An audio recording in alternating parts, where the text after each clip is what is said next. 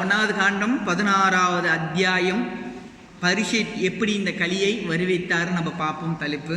So 1லேருந்து 4 ஸ்லோகங்கள் பார்ப்போம். So 1வது ஸ்லோகம் சுத்தவாச்சா தத் பரீட்சித் திவிஜா வருஷா சிக்ஷா மஹீம் மஹா பகவதா சாசஹாயதா ஏ சுதம் அபிஜதா கோவிட சாம்திசன்வே பர மஹத்குணஸ்ததா.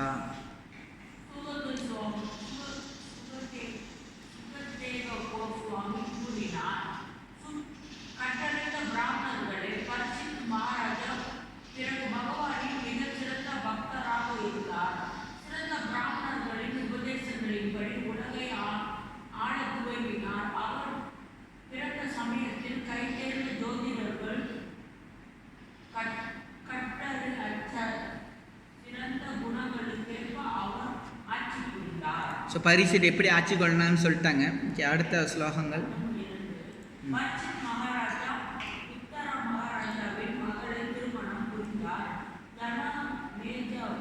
ஜனமேஜயா.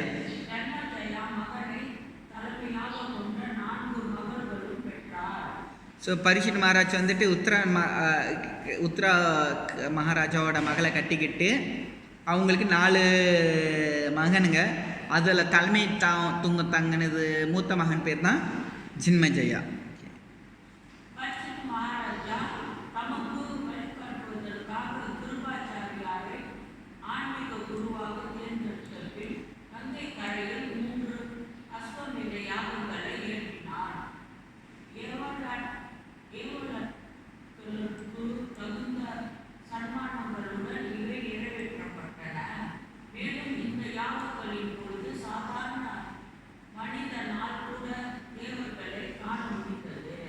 ஸோ உங்களுக்கு தெரியணும், அதாவது அசுமித யஜ்யம் எதுக்கு பண்ணுறாங்க? இந்த லோகத்தை ராஜ்யம் ஆட்கொள்றதுக்கு தான் இந்த அசுமித யஜ்யம் அது தயார் பண்ணிட்டாங்க. அந்த வேலையில் வந்துட்டு என்ன நடக்குதுன்னு பாருங்கள்.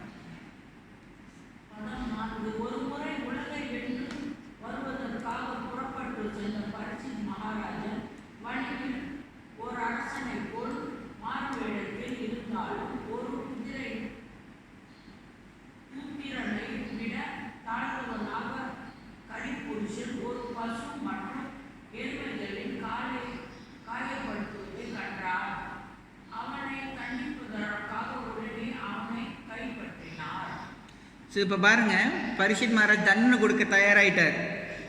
பார்த்துட்டாரு பசுவை துன்புறுத்துறதும் காளமாடை துன்புறுத்துறது பார்த்தாரு. இது கலியோட இதை பார்த்துட்டார். கலிகுடிய சண்டைக்கு நிற்கிறார்.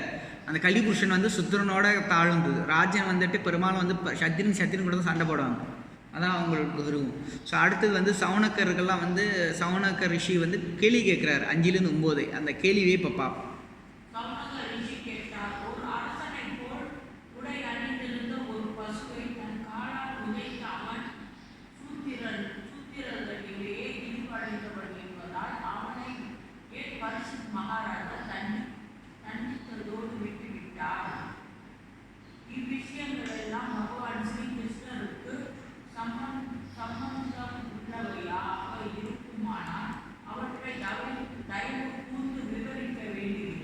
ஸோ அதாவது இந்த கேள்வி பார்க்குறாரு. இப்போ கலிபுருஷர் வந்துட்டார். அவர் தண்டிக்கலை, மன்னிச்சு விட்டுட்டார். யார் மன்னிச்சு விட்டார்? பரிஷத் மகாராஜ் மன்னிச்சு விட்டுட்டார். ஸோ இந்த கதை இது பண்ண ஏக்கத்துக்கு கிருஷ்ணாக்கு சம்மந்தம் இருக்கா? கிருஷ்ண சம்மந்தம் இருந்தால் சொல்லுங்கள், கிருஷ்ண சம்மந்தம் இல்லைன்னா வேண்டாம்.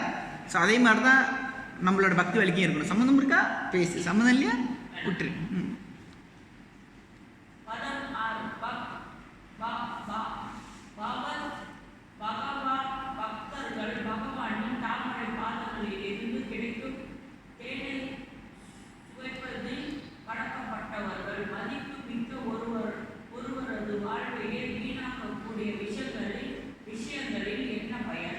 ஸோ அப்போ வந்து நம்மளோட வாழ்க்கை என்னவாக இருக்கும்? கிருஷ்ணா பற்றி தான் சம்மந்தம் இருக்கா? அது சம்மந்தம் இல்லைன்னு நம்ம அதை பற்றி பேசக்கூடாது. அதில் என்ன புண்ணியம் இல்லைன்னு சொல்லிட்டாங்க.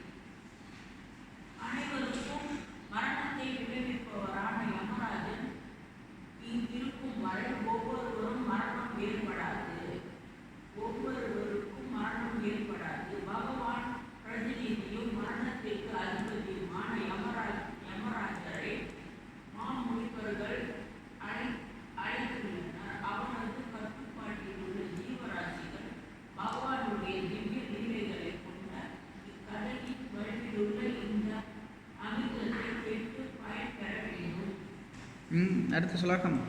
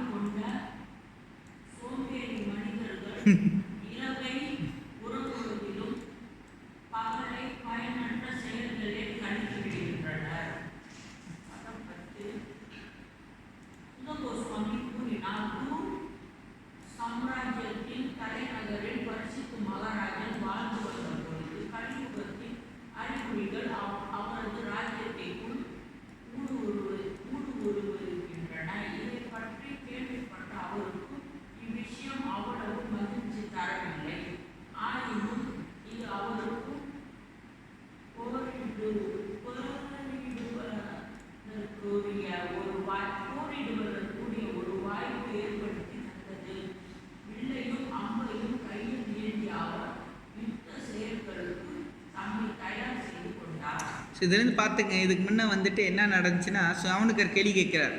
என்ன கேள்வி கேட்டார் இதுக்கு முன்னக்கு? ஏன் களியை வந்துட்டு தண்டிக்கலை, ஏன் அவர் விட்டாருன்னு ஒரு கேள்வி கேட்குறாரு. இது கிருஷ்ணன் சம்மந்தம் இருக்கா? ஸோ கிருஷ்ண சம்மந்தம் இருந்தால் பேசுங்க.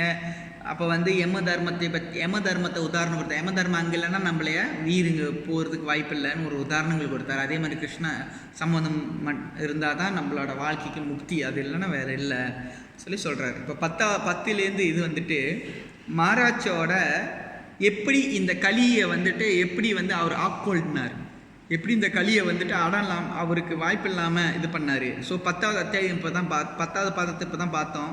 அதாவது எல்லா எல்லையும் அவர் என்ன எல்லா திசையும் அவர் ஆட்சி கொண்டுகிட்டு இருந்தார். ஸோ இந்த உலகம் முழுக்க அவர் தான் ராஜ்யம் பண்ணிக்கிட்டு இருந்தார். இப்போ அங்கே களி புருஷருக்கு வேலை இல்லை.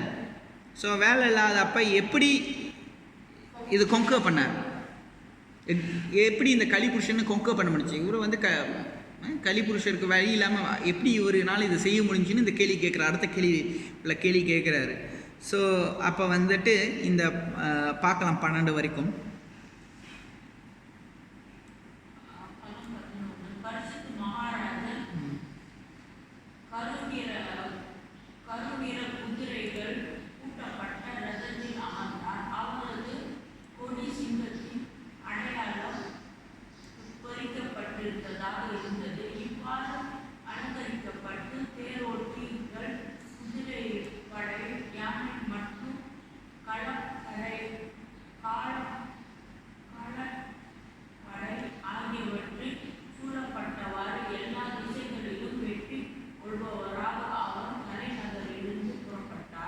இதில் பார்த்தீங்கன்னா இதில் சொல்லப்பட்டிருக்குது, பரீட்சித் மகாராஜ் என்ன குதிரை ஓட்டுறாரு?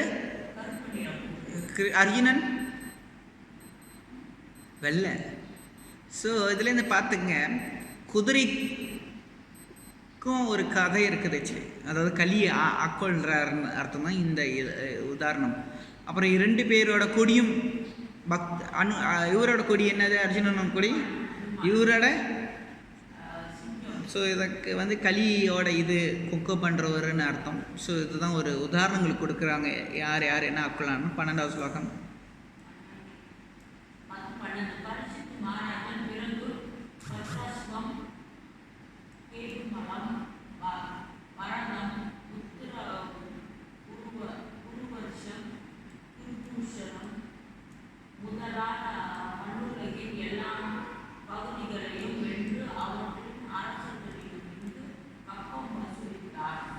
இதுலேருந்து பார்த்தீங்க, இந்த உலகம் முழுக்க அவர் தான் ராஜ்யம் பண்ணிக்கிட்டு இருக்கார்.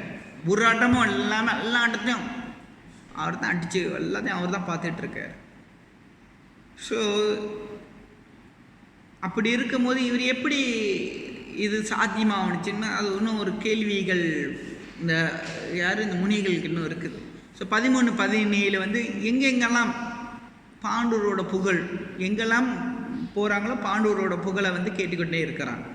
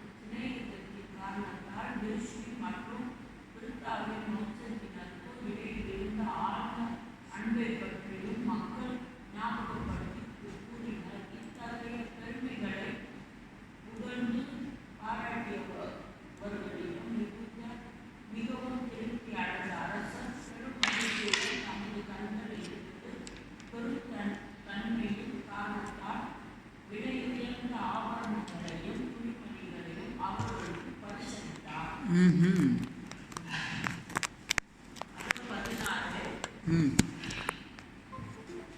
பிரபஞ்சம் முழுவதிலும் வணக்கப்படுபவரான பகவான் ஸ்ரீகிருஷ்ணர் விஷ்ணு அவரது காரணமற்ற கருணையினால் ஒரு சேவகனை போல பாண்டவர்களின் சொற்படி நடந்து வயதில் இளையவரை போல் வந்தனங்கள் செய்து அவர்களது விருப்பப்படி ஒரு தேரோட்டி தலைவர் தூதர் நண்பர் மற்றும் இரவு காவலர் முதலான எல்லா வகையான சேவைகளையும் அவர்களுக்கு செய்தார். இதையெல்லாம் கேட்ட பரிசித் மகாராஜனுக்கு பகவானின் கமல பாதங்களில் பக்தி பெருக்கெடுத்தது. இதுலேருந்து பாண்டவர் புகழை கேட்க கேட்க அவருக்கு என்ன தோண்டுது? பக்தி கிருஷ்ணன் மேலே. பக்தரை பற்றி பேசணும், ஆட்டோமேட்டிக்காக கிருஷ்ணாவோட பக்தி வரணும். இதுதான் பக்தரோட இது. மகாராஜன் தமது முன்னோர்களின் நற்செயல்களை பற்றி கேட்டு அவற்றை பற்றி சிந்தனையில் மனதை ஆழ்த்தியும் தமது நாட்களை கழித்து வந்த சமயத்தில் நடந்த அதிர்ச்சியத்தை கூறுகிறேன் கேள்விகள். இப்போதான் அடுத்தது நம்ம பார்ப்போம் என்ன நடக்க போகுது. 18 தர்மா வந்துட்டு தரா கிட்ட கேள்வி கேட்குறாரு. ஸோ அதாவது தர்மான்றது யார்? காளை மாடுங்க. இந்த காளை மாடு தரான்ற கேள்வி கிட்ட கேட்பார். ஸோ இதை நம்ம 18லேருந்து 24 வரைக்கும் கேள்விக்கு போவோம்.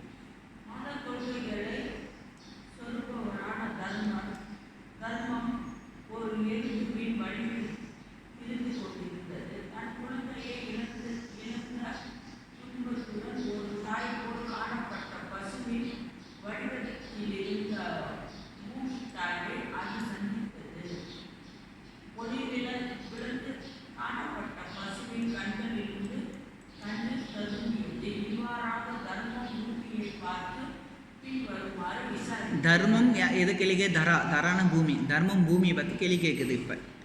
இப்போ தர்மன் என்ன கேள்வி கேட்குறாருன்னு பார்ப்போம்.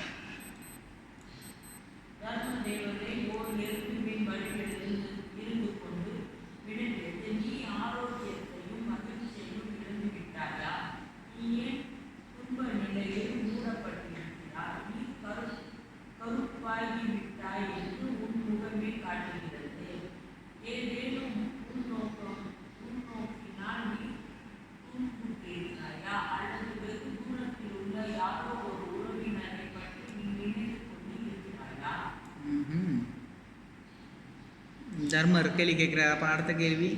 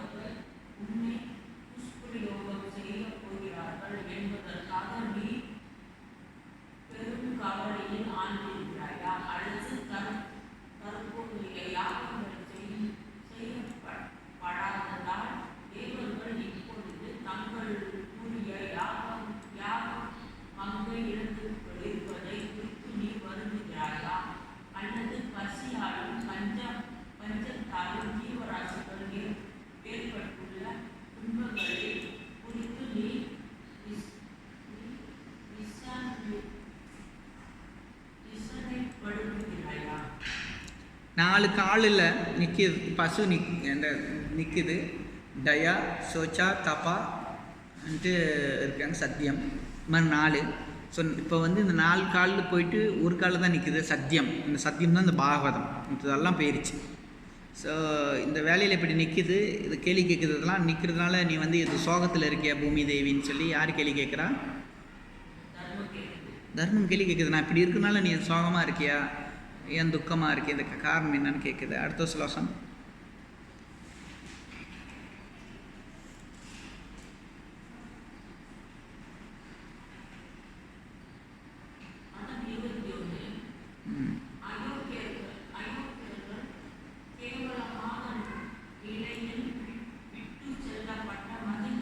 பெண்களுக்காக குழந்தைகளுக்காக நீ விசையப்படுத்தி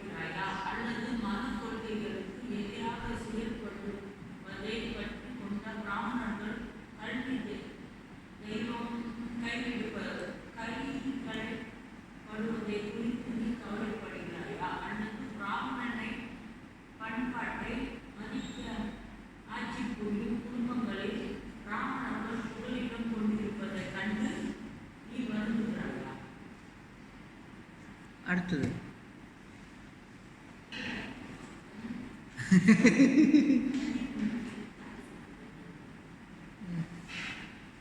பதம் 22 கலியுகத்தின் ஆதிக்கத்தால் பேரழகையான நிர்வாகிகள் இப்பொழுது சூழப்பட்டிருந்தனர். இதன் விளைவாக அவர்கள் அரசாங்க விவகாரங்களை எல்லாம் ஒழுங்கற்ற நிலையில் உள்ளதாகின்றனர். இந்த ஒழுங்கின்மையை குறித்து இப்பொழுது நீ வருகிறாயா? உன்னுடைய உறவுகள், பருகுதல், உடலுறவு கொள்ளுதல் போன்றவைகளை சட்டத்திட்டங்கள் இப்பொழுது பொதுமக்கள் பின்பற்றுவதில்லை.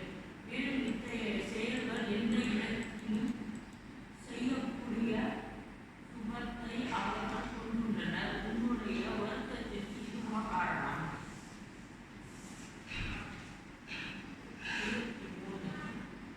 பூமி தாய் பரமபுருஷ பகவான் ஹரி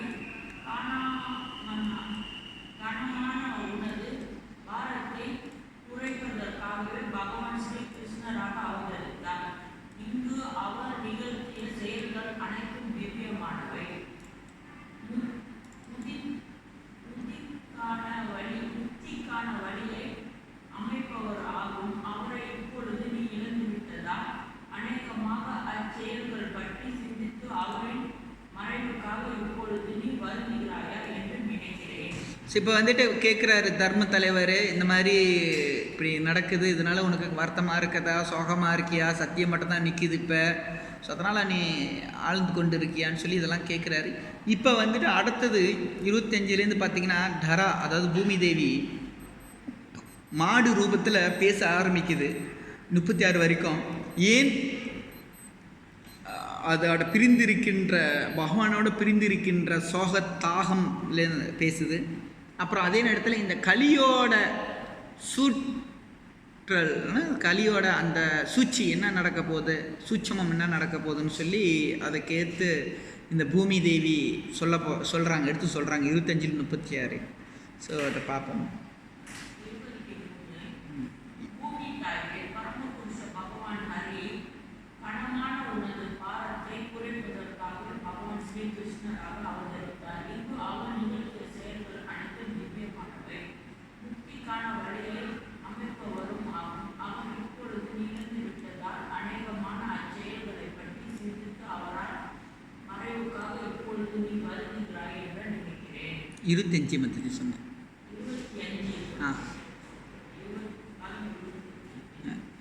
ஒரு பசுவின் உருவில் உள்ள பூமாதேவியை ஓர் எலும்பின் உருவில் உள்ள தர்ம தேவதைக்கு பதில் அளித்தது. ஓ தர்மமே, எனக்கும் என்னிடம் விசாரித்ததை எல்லாம் நீ அறிவாய். அக்கேள்விகளுக்கு எல்லாம் நான் பதில் அளிக்க முயல்கிறேன். முன்பு நீயும் 4 கால்களுடன் தான் இருந்தாய். இப்பொழுது பகவான் கருணையால் பிரபஞ்சம் முழுவதிலும் நீ மகிழ்ச்சியை பெறுகிறாய். 26-30.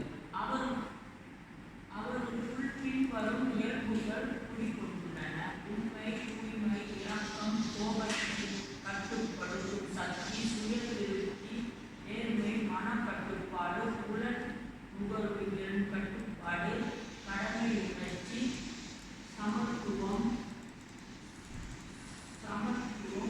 பெருமை, ஒரே சிரமம், ஒரே சீரான மனநிலை, நம்பிக்கை, ஞானம், புலனின் உறவு, தலைமை வசிக்கும் திறமை, வீரம், வசியம், அனைத்தையும் சத்தியமாக்கும் சக்தி, சரியான கடமைகளை நிறைவேற்றுதல், பூரண சுதந்திரம், திறமை, எல்லா அளவுகளிலிருந்தும் உண்மை, அமைதி, இளைய மனம், புத்தி, சாதுரியம், மரியாதை, பொருந்தன்மை, உறுதி, எல்லா அறிவிலும் பூரணத்துவம், நான்கு நிறைவேற்றும் திறமை, எல்லா புலன்களிலும் பொருட்களை பெறுதல், மகிழ்ச்சி, அசைக்க முடியாத திறமை, விசுவாசம், புகழ், வழிபாடு, அகம்பாவம் இல்லா நிலை, இருந்தல் பரமபுருஷ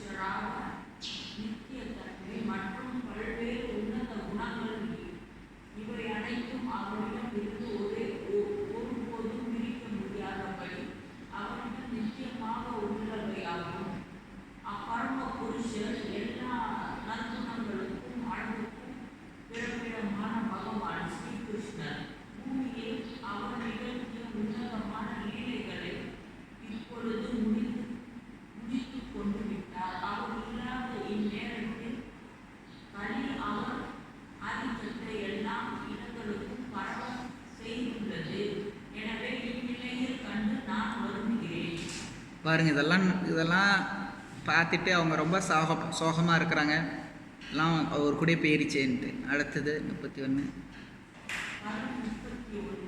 நான் என்னை பற்றியும் தேவர்களின் சிறந்தவரான உண்மையும் பற்றியும் தேவர்கள், ரிஷிகள், கிறிஸ்துலோகவாசிகள், பகவான் பக்தர்கள் மற்றும் மனித சமுதாயத்தில் வர்ணாசிரம முறையில் பின்பற்றுபவர்கள் ஆகிய அனைவரையும் பற்றியும் சிந்தித்துக் கொண்டிருக்கிறேன். கிருஷ்ணா போயிட்டாரு. இவங்களுக்கு என்ன ஆக போகுது? கலிபுருஷர் வந்துட்டாரு.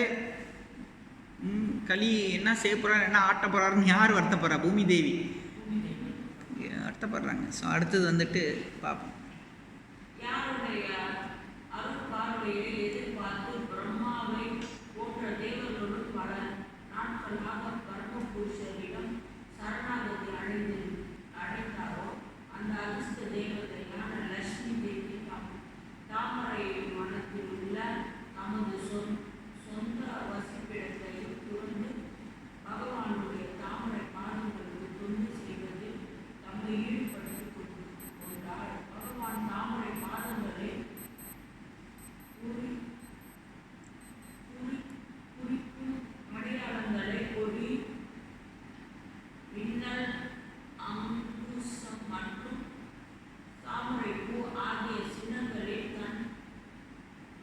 நான் அலங்கரிக்கப்பட்டு இருந்தேன். இதனால் உலக செயல்களையும் மிஞ்சிவிட்ட கூடிய விசேஷ சக்திகளை நான் பெற்றிருந்தேன். ஆனால் இறுதியில் நான் பெரும் அதிர்ஷ்டசாலி என்று நினைத்த போது பகவான் என்னை கொண்டு சென்று விட்டார். ஸோ பகவானோட திருக்கமல பாதங்களில், அந்த திருப்பாதங்களில் வந்து வஜரா, கொடை, இந்த மாதிரி இருக்கின்ற கொடி, இந்த மாதிரி இருக்கின்றதெல்லாம் என்னை விட்டு போயிருச்சு. அவரோட திருப்பாதங்கள் அடி வந்து என் மேலே பட்டுது. அது வந்து எனக்கு ஒரு மகிழ்ச்சியாக இருந்து இது விட்டுட்டு போயிட்டாருன்னு பூமி தேவி ஒரு துயரத்தில் இருக்கிறாங்க.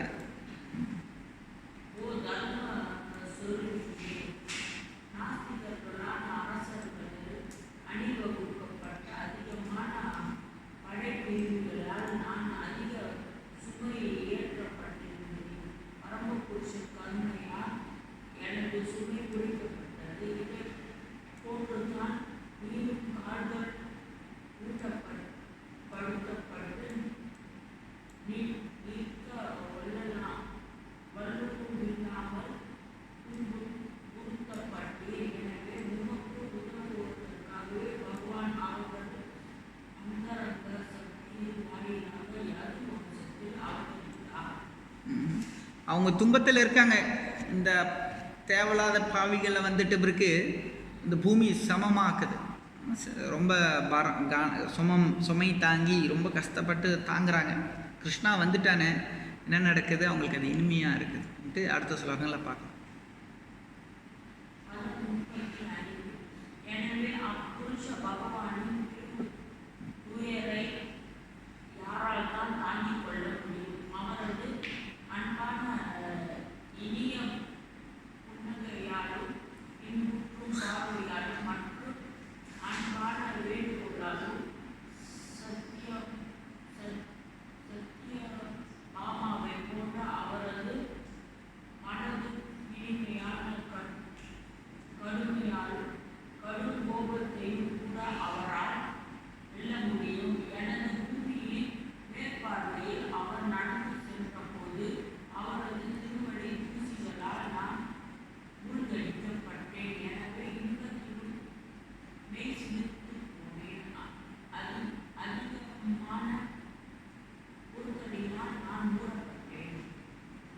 ஸோ இதுலேருந்து பாருங்கள், கிருஷ்ணா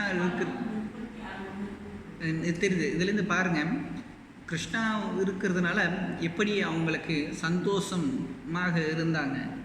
ஸோ இதெல்லாம் அவங்க காட்டுறாங்க. பூமி தேவி யார்கிட்ட சொல்கிறாங்க? தர்மட்ட சொல்கிறாங்க. ஸோ இந்த மாதிரி பேசிக்கிட்டு இருக்கும்போது அந்த வேலையில் என்ன நடக்குதுன்னு இப்போ பேசுவாங்க.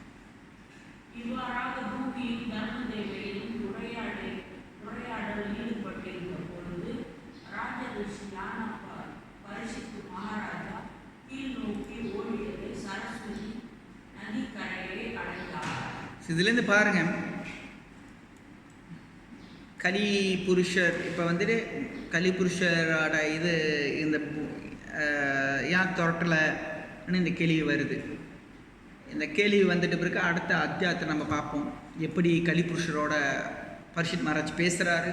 ஸோ அதுக்கு சம்மந்தப்பட்ட கேள்வி கேட்டுட்ருக்காரு ஷௌனக்கா. இது என்ன அதுக்கு ஏற்ற மாதிரி பதில் சொல்லி கொடுத்துட்ருக்காரு. பூமி தேவியும் யார், பூமி தேவியும் அதாவது தர்மரும் பூமி தேவியும் காளை மாடும் பேசிக்கொண்டு இருக்கின்றது. பசுவும் காளை மாடும் பேசிக்கொண்டு இருக்கின்றது. காளை மாடு தர்ம ஸ்வரூபமாக, பசு பூமி ஸ்வரூபமாக பேசிக்கிட்டு இருக்குது.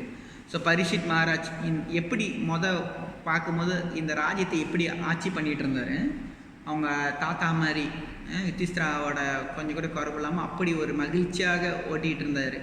ஸோ அந்த வேலையில் வந்து இந்த பரிஷித் வந்துட்டு பரிஷித் மகாராஜ் ஆட்கொண்ட போது இந்த கலிபுருஷர் வந்துட்டு பிடிச்சிட்டார்.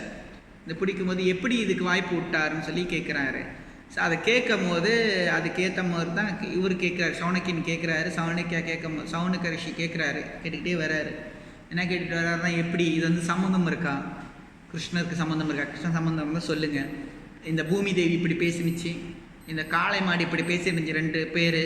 அந்த நேரத்தில் வந்துட்டு பரிஷித் போய்கிட்டு இருக்காரு. என்ன நடந்துச்சுன்னு அடுத்து வருகின்ற தலைப்பில் நம்ம பார்ப்போம். அதாவது பனிஷ்மெண்ட், அதாவது தண்டனையும் கலியோட அந்த பரிசம் என்னான்னு சொல்லி நம்ம பார்க்க போகிறோம் அடுத்த வருகின்ற அத்தியாயத்தில். ஸோ இதில் என்ன கேள்விகள் இருக்கா இந்த அத்தியாயத்தில்? ஹரே கிருஷ்ணா.